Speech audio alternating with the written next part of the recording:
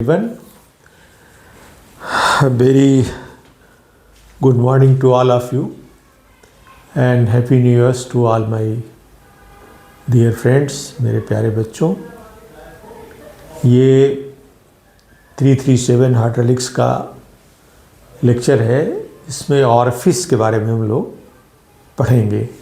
तो ऑरिफिस क्या होता है कि अगर कोई भी टैंक है या कोई बॉडी है, वाटर बॉडी है, और कहीं पर आपने इसको रिजर्वायर ये कर रखा है और उसमें एक होल क्रिएट करते हैं, तो उससे जो आपका जेट के फॉर्म में वाटर निकलता है वो ऑरिफिस के रूप में जाना है। ये ऑरिफिस क्या है? एक ओपनिंग है, माउथ है या होल है या वेंट है, as in pipe or in plate or body, small opening in a wall or vessel through which liquid may be discharged is called orifice।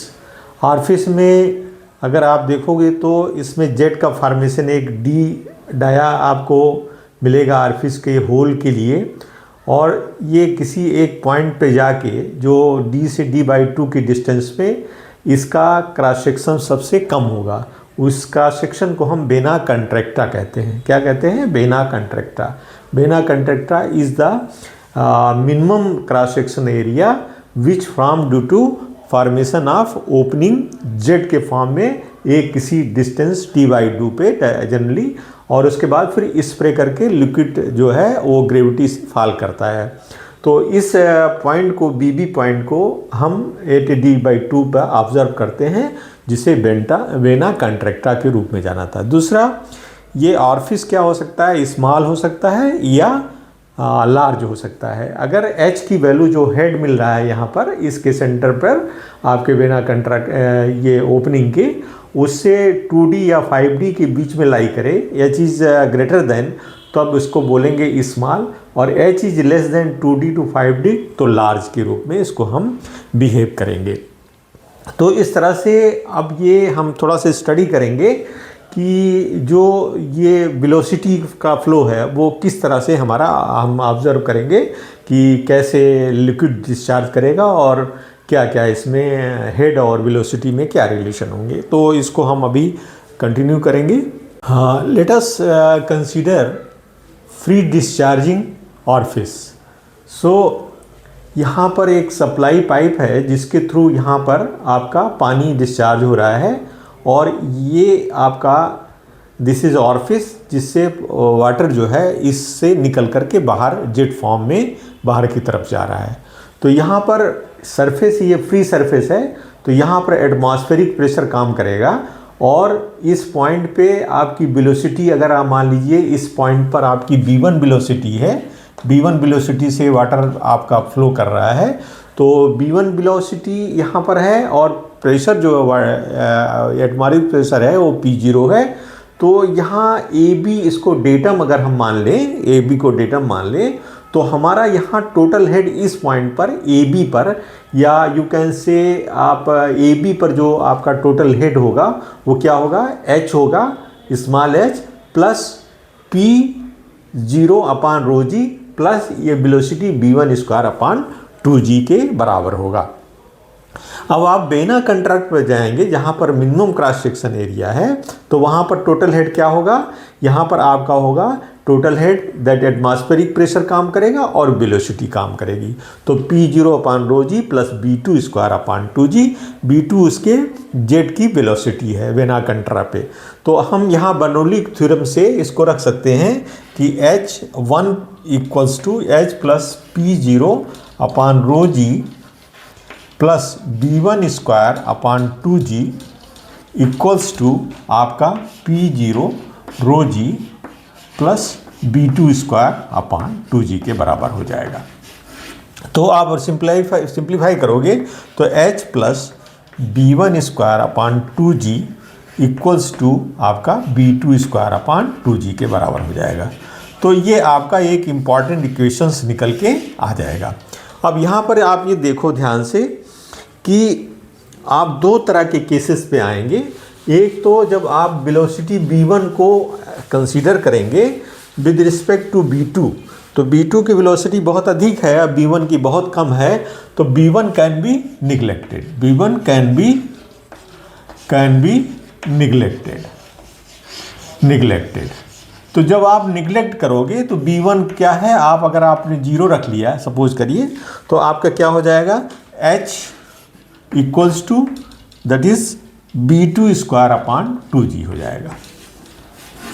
H equal to B2 square upon 2G, तो B2 क्या हो जाएगा आपका, √2GH। और इसमें एक हम कंट्रा का रखेंगे, तो ये आपकी थ्योरेटिकल वैल्यू हो गई, और प्रेडिकल जो वैल्यू होगी वो आपकी B2 हो जाएगी CD√2GH के बराबर हो जाएगी, 2GH के बराबर है, कॉफिशिएंट के बराबर हो जाएगी। दिस इज वन फार्मूला जब आप B1 को निगलेक्ट कर रहे हैं। आप सपोज करिए आप B1 को निगलेक्ट नहीं कर रहे हैं, तब क्या हो जाएगा, तो H plus B1 square upon 2G equals to आपका B2 स्क्वायर अपॉन 2G। तो ये आपका H बराबर क्या हो जाएगा, या you can find out H equals to आपका B2 square minus B1 square upon 2G के बराबर हो जाएगा। तो your head equals to B2 square minus B1 square upon 2G के बराबर होगा। तो B क्या होता है, अगर आप A1 A2 के टर्म में इसको डिफाइन करना चाहें तो इसको कर सकते हैं। तो H बराबर क्या है, B1 बराबर क्या हो जाएगा, A1 Q equals to A1 B1 equals to A2 B2, एक क्रॉस सेक्शनल एरिया वहाँ पर जो होगा उसके हिसाब से। तो B1 बराबर क्या हो जाएगा, Q बाई A1 जो एरिया होगा, और B2 बराबर क्या हो जाएगा, Q बाई A2। तो ये वैल्यू आप वहाँ रख करके H को फाइंड आउट करते हो। H बराबर क्या हो जाएगा, your B2 square equals to Q upon A2 square minus Q upon A1 square divided by 2G। आप इसे सिंप्लीफाई करिए, Q स्क्वायर ब्रैकेट में ले लिया, तो 1 by A2 square minus 1 by A1 square divided by 2G, ये हो जाएगा। तो यहाँ पर क्या हो गया, Q square A1 square minus A2 square divided by A2 square हो जाएगा divided by 2G equal to small h। तो Q बराबर क्या हो जाएगा, Q इक्वल्स टू आपका हो जाएगा 2GH, Q square equal to 2GH into A1 square A2 square divided by A1 square minus A2 square. इसलिए Q बराबर क्या हो जाएगा, √2GH और into A2 divided by √A1 square minus A2 square. ये आपका Q हो जाएगा।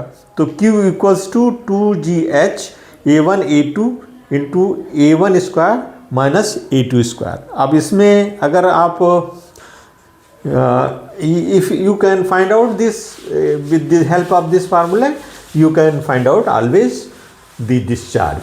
इस तरह से आप डिस्चार्ज के लिए ये फार्मूला हमारा आ गया। तो Q equal to √2GH into A1 A2 divided by √A1 square minus A2 square. This is your important formula. This may be third।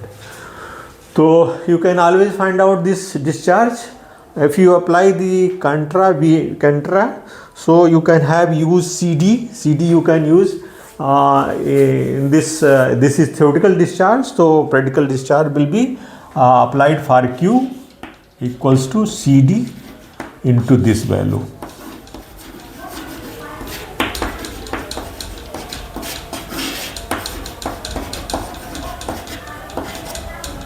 square. So in this way we can have the discharge, we can have the head, ये हम लोग find out कर सकते हैं। तो ये हम इस पर कुछ न्यूमेरिकल लगाएंगे। तो थैंक यू।